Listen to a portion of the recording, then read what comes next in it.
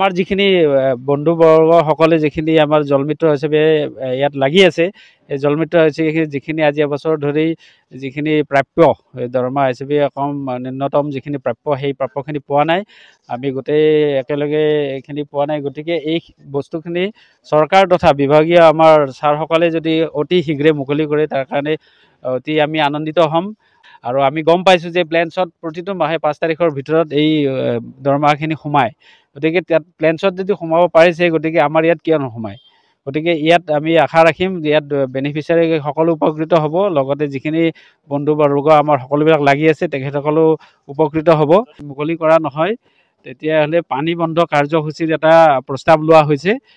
আগষ্টৰ ভিতৰতে এই পানী বন্ধ কাৰ্যসূচীটো লোৱা হ'ব। ইউজাৰ কমিটিৰ পৰা আঁতৰাই এইটো ডিপাৰ্টমেণ্টৰ আণ্ডাৰত ল'ব লাগে বুলি আমাৰ এটা দাবী আছে। এইটো PHCD ডিপাৰ্টমেণ্টৰ আণ্ডাৰত এইটো দাবী আছে, ল'ব লাগে। তেখেতসকলৰ আণ্ডাৰতে এইটো চলি আছে, ৰেগুলাৰাইজ কৰিব লাগে।